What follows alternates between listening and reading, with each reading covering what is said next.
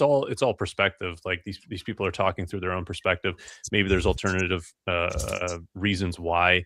I think also a lot of it is just fear of change. Like that, the propagandists that drew that, maybe they were commissioned by, the stables that wanted their horses to, keep having a place in society. But maybe they were just like, I like the way things are. I like, lighting the kerosene lamp, and this is going to change everything. And I don't like change. Yeah. Look at the Greenpeace guy. Look at the skull Satoshi a couple years ago, right? And I believe the guy was orange pilled after that by Troy Cross. I think he went and talked to him, and then the guy was like, just like didn't know. Like you said, he was commissioned by someone else, paid off or whatever. And you're like, okay, I'll create this art for you or something like that. And then the guy gets orange pilled. Like it's just this classic. It's only been 17 years to gold, hundreds, thousands of years to become money across the world, and it's only been 17 years. And there are millions of people that have heard of Bitcoin. There's still billions that really haven't, but there's millions and tens of millions that have heard of Bitcoin and are starting to understand it. And it's going to be pain, education that move people. Going back to the stablecoin thing of, stablecoins, they might be this kicking the can down the road a little bit for dollars, for fiat, whatever. But ultimately, Bitcoin is going to be the thing, because people will start, you're going to keep getting screwed in fiat / stablecoins. Like you'll keep getting rug pulled. You're going to keep getting censored. You're going to keep getting frozen. These things won't not happen. Governments guarantee they will continue happening. So if we are betting on humanity just being okay with that for ad infinitum, then okay, sure. And then I could see that case, but I'm just very hopeful. I'm betting that doesn't happen. I'm betting that with another choice out there, and a bunch of yahoos like us continually railing against this, and this grows every single year that I've been in Bitcoin, which is dang near a decade, and it grows, and more people are talking about it. There's more, collaboration. There's more creators. There's more books. That can only go so long. You hit a saturation point, and then things change. I love that. I think Russia sent me one comment that we should bring up, which I think is an interesting one, because a lot of people thinking about that. The comment said, I think this is the right one, Russia, right? Yeah, that's the one. It said, I have also DCAs, the Bitcoin, but calculating the probable best accumulation point is not a bad idea, so that we can have some emergency or big fall fund. I mean, the whole personal finance side of Bitcoin is something that I discovered literally in the last 5 months, and I'm curious what you guys also think on that, because having gunpowder when Bitcoin is dipping is something I never had in my now 6 years of Bitcoin accumulation. I had money, I just put it in Bitcoin. Like I never timed the market, never did any of those things. And it was talking with a lot of different people that actually it might be smart, especially if you mature and get more responsible, and you get more responsibilities also in life, where maybe it's not a bad idea to have an emergency fund. Maybe it's not a bad idea to start accumulating more when it goes down and a little less when it completely goes up. How do you do you guys have any opinions on to have an accumulation strategy beyond just me, just putting everything that you have in Bitcoin? The way that I do it is, if I see an opportunity where the price goes down, I'm just going to buy the exact same amount that I otherwise would have, which is any excess amount that I have in cash. I don't really care. To me, it doesn't matter. If the price goes down, the price goes up, I'm going to keep buying. That's my strategy. It doesn't matter to me. If for example, you're not going to be in 10 years when Bitcoin's $10 million a coin, are you really going to be asking yourself, oh, how much did I buy at 63,000 versus 52,000 versus 68,000? Maybe your tax accountant's going to be asking you, but you're not going to be caring, right? You're going to be more concerned about the 10,000% profit that you have. That's what you're going to be thinking about. And I think trying to time the market is extremely stressful. It's not sustainable. You can try doing it if you want to, but you could get burned really badly. So let's say, for example, maybe you don't. I think that strategy where, let's say, you buy when there's fear and you sell when there's greed, or you just buy when there's fear, I think that works. Mhm. Maybe you don't buy when there's extreme greed, but again, Bitcoin could easily go up like 3-4x based on how much strategy is buying, based on how much anybody's buying really. And then it may not come back down to the same levels where it was before. For example, at 10,000 at some point in the past, it was probably extreme fear, or sorry, extreme greed. And then at other times it was extreme fear. So, but at some point, the point here is that Bitcoin runs out at every price. So just keep buying. It doesn't matter. It doesn't matter what the price you pay for it is. At some point, that price is going to be a rounding error because Bitcoin is not always going to be sold for dollars. People won't want dollars for their Bitcoin. There's a lot of variables here. There's what is your time preference? Are you able to wait 5, 10 years, 20 years? Do you have 1 year? If you have do you have a huge amount of capital that you're looking to put towards Bitcoin? Does that mean if your dollar cost average, will it take years for you to burn down to get the balance that you want and the position that you want? Right? There's so many variables here. I can say what I personally do, which is a hybrid strategy of lump sum and dollar cost average. So I have a consistent dollar cost average. When I see just simply using the fear and greed index that Rajat mentioned, I don't use it to trade. I just use it to look at sentiment and say, when we're dipping into fear, that has historically been a good time to buy. I have no idea if it's going to continue being that way, but I imagine there's a higher probabilistic likelihood of it being a good time to buy looking back at that. So I double my dollar cost average that week or that day or whatever I end up doing, or do a lump sum. But it's about balance as well, because we still live in a fiat world. I still have to pay my rent in fiat. So if my cash balance is drawn down, then I don't do that. If my cash balance is above what I like to have for short-term cash savings, then I will probably be itching to put it in Bitcoin because I hate holding cash in general. So again, and Rajat, you said this as well, but you can do whatever you want. You can if you have the other variable here is time, energy. If you have the time and energy to try to time the markets and things, go ahead and try if that's what you want to do. It can be like a little video game. Will you have less sats or more sats? Who knows? But in the end, it probably won't matter if your time horizon's long enough. It's I really struggle with that, and I think it's a mindset thing, because I always try. I think since 4 or 5 months, I try to build up a cash reserve, and then I'm like, oh, that strategy price looks juicy, or like, oh, Bitcoin dipped, like I want to pick it up at 60K. Like it's so hard for me to be disciplined to have any cash whatsoever, because my mind then goes and rationales. Oh, I can just sell Bitcoin if I really need to. Like I struggle a lot with like building that cash reserve. I've been a little bit better the last couple of months, but yeah, it's very hard for me. A strategy that worked for me in the past, I don't really talk about this that much, but I think it works is, so let's say, for example, you have a low interest line of credit, let's say 8, 9, 10%. What you could do is, when Bitcoin goes to fear, you use it to buy Bitcoin. And then when it goes to greed, you use your income to pay off that line of credit. And then I guess you can just rotate between paying off and using your line of credit. And I mean, that just, I think it'll help you to accelerate your purchases, like what we're talking about here. How do you even build up the cash reserve? The cash reserve is there. It's fake money anyways. The bank is just creating it out of thin air. Basically, you're just getting a head start on your purchases. Yeah, you're bringing your purchasing power to the present and paying off that loan plus interest, and making the short-term bet that your Bitcoin's going to out appreciate the interest that you have to pay monthly, yearly for that loan. That's basically what I do, to be honest. I definitely dip into my line of credit oftentimes, and then end up paying that back with future earnings over time. I know what you mean, Robin.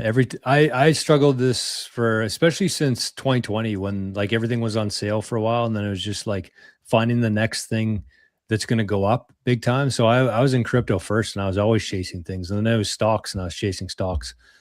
And I just think that, you can spend as much time as you want to on trying to time the market, on looking at the price. I think that people just need to keep it as simple as possible. I think that most people out there are overestimating the, do I buy on this day? Do I buy DCA? Do I lump sum? It all equals out. I'm a big believer in that. Over the long term, if you're consistent with it, it's all going to equal out. There's not going to be a better option. You're just going to waste time stressing about it and worrying about it. And I think not enough people understand the importance of keeping their private key safe, because one day, if you're not careful, you're going to wake up and all the sats that you have that you bought through DCA or BCA or whatever CA, they're all going to be gonzo. So it's just, I think that people are focusing on the wrong things, and they need to focus more on actually keeping their Bitcoin that they have today, because it's worth way more than they could ever imagine. They just need to keep it. I would also just like to say, there's a comment by Third Gear Pole. I'm getting tired of ramen dinners. Obviously he's making a joke there, but that's the other thing too, is that in food is an investment in your health and into your future as well. Ramen is not good for you, right? And you're probably like, if you're putting off the protein meals for other things because you're trying to save money to stack sats, that might not actually be a good investment. You might end up having health issues because of poor lifestyle. These things are all about balance. That was what I initially started off. My answer to this was about balance. Where does balance lead? Where does balance take you with your portfolio of how much cash to have, when to buy, all this kind of stuff? And I think that, it's all great to think, 5-10 years from now, we're all going to be so wealthy. We'll look back at this like, it's wild how wealthy we are now or whatever. You still need to live for today as well, right? So there's a balance there too. You got to do things that are going to make you happy, make you feel fulfilled, and make you feel full. Get the ribeye, get the steak every once in a while. Also, it impacts your energy, and if you got high energy, you can be more valuable in society, and you can stack more sats that way. So it's like, yeah, you're saving money by eating ramen, but you're not making as much as you could be because you're eating ramen. So there's a trade-off. Everything over time equals out, I believe. And you just got to, like Forrest said, just realize that our energy here is finite. Our time here is finite. And the sats that you hold today are worth significantly more than you think they are. So just enjoy yourself a little bit. Stack some smiles for a while. I was going to say, spending a little bit more, sometimes it makes you want to earn more as well, right? Because you see that lifestyle, it makes you feel like, I want this lifestyle more often. I want to be able to enjoy my life this way more often. At least for me, that's how it works. Like, let's say if I could buy steak every single day, a good steak every single day, I would do it. And that's what we're working towards in my life. And then you can also do something like thinking about whether there's times where selling your Bitcoin is actually worth it. And I'm not saying trade it. I'm saying if you want to invest in yourself. So let's say, for example, I actually I'm working with a coach, like a business coach almost, and he's helping me to increase my streams of income. Costs a lot of money, not even gonna lie. Cost 5 figures, so a lot of money. I could have just held the Bitcoin, but I think that over time it's going to generate more than the amount that I invested. So if I look at it in terms of Bitcoin, let's say by the time I get my return, Bitcoin is 3x'd, I might have 10x'd my return. So I'll get 3 times whatever Bitcoin I have to put in. I'll get that right back. And I think that's worth it. I think investing in yourself is so worth it. Focus on that instead of trying to time your buys. Timing your buys is going to save you money here and there. But I think that, can you block this guy, Rahul Thelpit or whatever? He keeps posting the same thing. But putting your time into figuring out where to put your money and getting more Bitcoin with that, I think is the best way to do it. Rona Tola said, Rajat is not a Bitcoin maxi. 100% not true. Bitcoin is the only thing that I would save in. It's the only thing that's worth saving in. It's because over time, you know that Bitcoin is going to outperform everything. But your goal is to get more Bitcoin. If you can sell Bitcoin, let's say you can sell 1 Bitcoin, get back 2 by putting in effort, and then you can build a business based on that 1 Bitcoin that you sold. Why wouldn't you want to do that? You can get back 10 times the amount of Bitcoin that you put in, and that's going to probably generate Bitcoin forever. Yep. Yeah, you all have to make decisions. Maybe eating ramen tonight does make sense for you. I mean, Yeah. to sort of counter that, right? Like maybe it does make sense to stack a couple dollars worth of sats instead of going out to eat or getting a burrito delivered to your house by a private driver. Maybe that makes sense, but Maybe, sometimes it doesn't too. maybe that's just a European thing. Probably not a European thing, but like I sometimes go out and spend on an expensive dinner, on a ramen dinner. Like, is that a is that am I the only one doing that? No, like where I'm that like happens here it's a nice ramen dinner. Like sometimes you even get like a nice beef in the ramen and all of that. Like I kind of like it actually. But it's not cheap. I think we're talking about instant noodles here, but yeah, ramen at restaurants is awesome. $1 a packet. Just wanted to that $25 a bowl lifestyle. The one thing I'll say on it is just having goals. You guys have kind of danced around and touched on it, but just having goals. Having stacking goals, having spending goals. Like in the fiat world, 15 years ago, it was like I always had like the different buckets. It was like a savings bucket, charity bucket, investing bucket. And just having those things that you're kind of, otherwise you just get into this race of like, I can never have enough sats. And it's like, we're human at the end of the day. You'll kill yourself trying to just, believe me, if you got a wife, different stuff, right? Like as a guy, you might be able to sit there if you're a single dude and you're 25 years old or something, or 35 or 45 and you're single, then you know what, hey, sleep on the couch, eat ramen noodles, whatever. But if there's other things going on in life, trust me, you're not going to be able to load the spring forever because you'll lose everyone around you. They'll be like, dude, you're a psychopath. Sorry. Like you won't have any Bitcoin to spend on anyone at some point. So moral of the story is just have your red lines, like have your goals, stacking goals, spending goals, and that's what Bitcoin's there for at the end of the day. Save your time and energy. It's no different than the money we use now, other than it actually stores your value, right? So the currency we spend now is the same as Bitcoin. Bitcoin's money and a currency and all these things. We get the benefits of all the properties with Bitcoin. So just remember that at the end of the day, it's there to help build a circular economy, let you live your life. It's just money that doesn't fly away from you and get stolen from you from guys at the top. That's the only difference. So, set those goals and just stick to them as best you can. And that's, that's to me the biggest thing, I think. Otherwise you just get caught in it. Cause I've been that guy, years ago. I've been like just endlessly, living frugally and just trying to load the spring forever, but you'll kill yourself trying. Yep. Well said. You guys have any, because someone talked about that and it's sometimes annoying for me. It keeps on coming up, but I think it's an important topic to address, is the core versus knots thing. Do you guys have any opinions on that? Like it's such a, like I think it's on a edge of like getting less attention now, but it's like keeps on coming up also with the BIP 110. I myself, just to get it started, I don't sit on any verge. I just say Bitcoin will be fine either way. And I think the immune response of Bitcoin was actually very healthy. But I'm just curious if you guys have any thoughts on that. Yeah, I mean, we sort of are waning a little bit with interest, I would say. But the activation date is in August, so it'll probably ramp up coming into there, I imagine. Yeah, it's very interesting for the soft fork that the activation threshold is 55%, whereas previous soft forks have had 95% thresholds. There's kind of it's a temporary nature. There's only 1 year for it.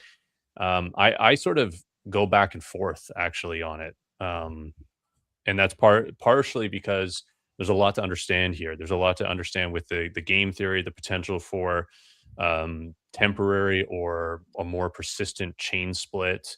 Does there end up being two different chains from this with persistent hash rate, and then therefore a market develops around that? I mean, there is potential for that, and I think you're right, Robin, that Bitcoin will ultimately be fine and that this is an immune response. I think that there is also people sort of taking advantage of the immune response in either direction, and sort of running with it for their own purposes. And I also think that as much as Bitcoin will be fine, that doesn't mean that every Bitcoiner is going to be fine. So there's going to be people wrapped up in this quite a lot.